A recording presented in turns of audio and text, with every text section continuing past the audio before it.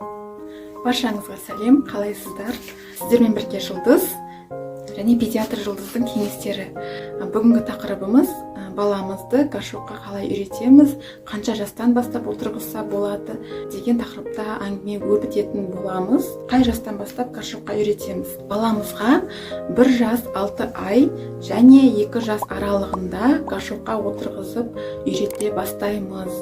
1 жас 6 ай жасқа дейін баланың миы әлі қалыптаспаған. Гашуққа отыру керектігін контрольда ұстай алмайды баланың миы.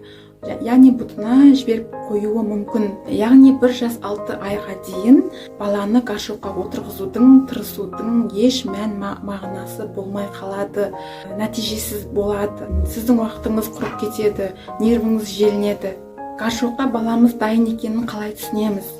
2 сағат көлемінде бала көтені құрғақ болып жүрсе, бала сізді түсінсе, ұғынса, не айтып жатқаныңызды ұғына білсе, бала өздігінен жүре алады, тұра алады, отырады. Келесі бала көтені ылғал болып қалғанын түсінеді, бұлға балғанын түсінеді, сізге ымдап көрсетеді, айтпаса да, сөйлемесе де ымдап көрсете алады, сіздің көңіліңізді өзіне аударта алады.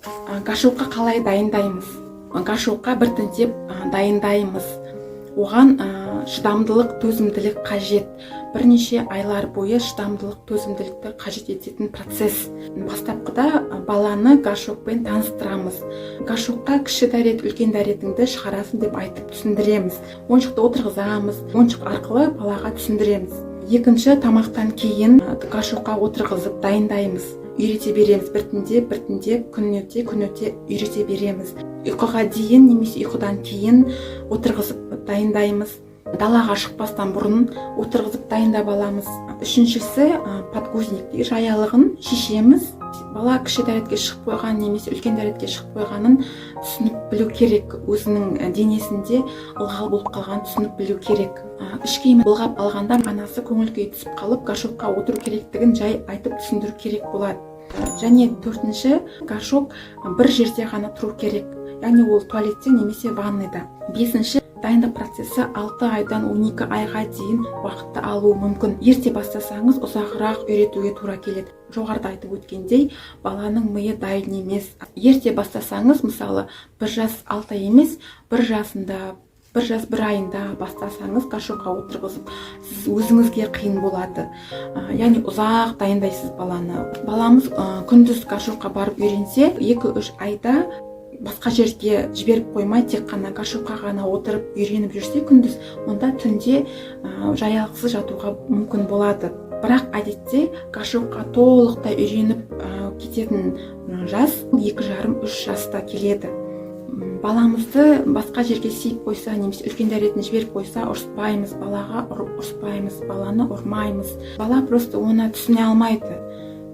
Әдейі істемейді, түсінбейді, білместіктен істейді. Әлі бала дайын емес деген сөз. Баланы қинап отырғызбаймыз. Егер балада гашуқпен негативті ассоциация пайда болса, онда ол процесс одан самайын сона жалғасуы мүмкін.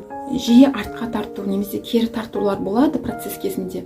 Ол қандай жағдайлар? Ол бала ауырып қалса, суықтап қалса, немесе сіздің басқа көшіп қонып жүретін процестеріңіз көбейіп кетсе, тағы сол сияқты тағы басқа процестер болуы мүмкін. Ол кезде 1-2 апта күтіп, кейін бастасаңыз, кейін жалғастырсаңыз болады.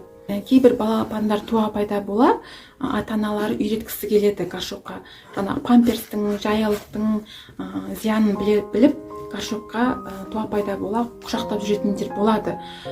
Балалар ерте үйрену мүмкін гашуққа, бірақ саналы түрде үйрене алмайды. Олар шартты рефлекс қалыптасады да балада.